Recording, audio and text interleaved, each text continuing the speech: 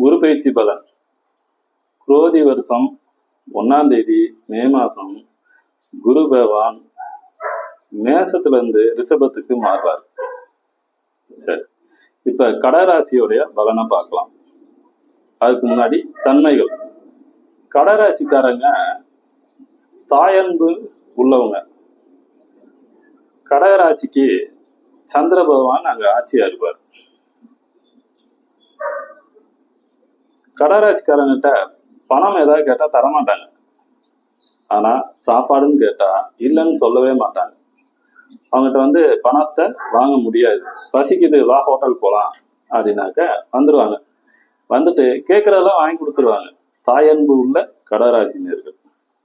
அதே டயத்துல நண்டு மாதிரி. நண்டு எப்படி நடக்குன்னா கிராஸா தான் நடக்கும், ஸ்ட்ரெயிட்டா நடக்காது. அப்ப குறுக்கு வழி எல்லாமே அவங்களுக்கு தெரிஞ்சு வச்சிருப்பாங்க. ஆனா அதுக்குள்ள போக மாட்டாங்க.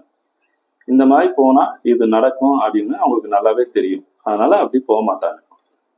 சரி, குரு பகவான் இதுக்கு முன்னாடி 10ஆம் இடத்துல இருந்து தொழில பிரச்சனையை கொடுத்துட்டு இருந்தார். நிறைய பேருக்கு தொழில் மாற்றம் உண்டாயிருக்கும். நிறைய பேர் தொழிலே விட்டுருப்பாங்க. எப்ப இருந்து? 10ஆம் மாசத்துல இருந்து. இப்ப குரு பகவான் 10ஆம் இடத்துல குரு பகவான் 11ஆம் இடத்துக்கு மாறிட்டார். லாபஸ்தானத்துக்கு மாறிட்டார்.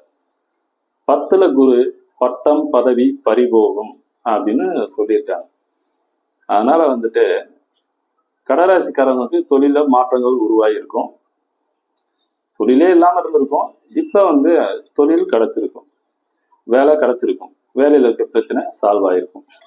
சரி, சனி பகவான் 10ஆம் பார்வையா 5ஆம் இடத்தையும் 3ஆம் பார்வையா தொழில்ஸ்தானத்தையும் 7ஆம் பார்வையா குடும்பஸ்தானம் அதையும் பார்க்கிறார்.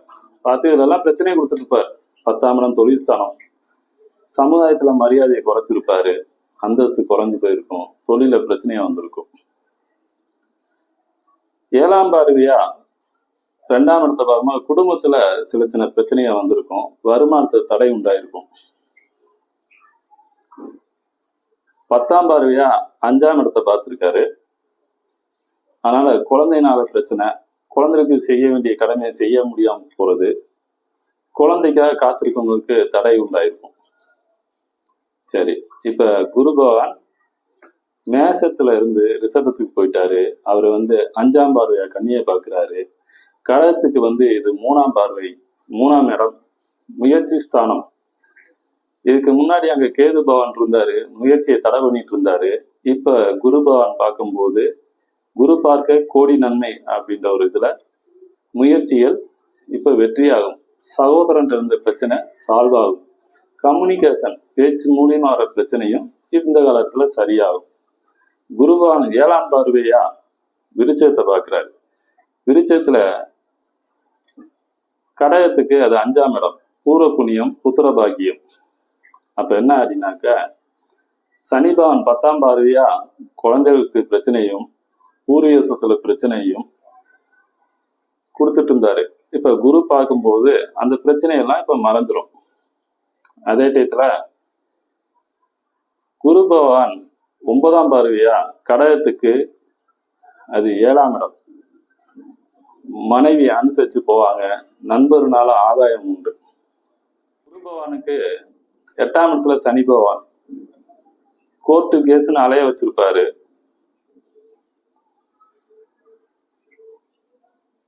குரு பகவான் லாபஸ்தானத்துல 11ஆம் இடத்துல வரனால அந்த பிரச்சனைகளையும் இவங்க சால்வ் பண்ணிக்குவாங்க. ஆனா சனி பகவான் 8ஆம் இடத்துல இருந்து ஒரு சுப விரயத்தை பண்ண வைப்பார்.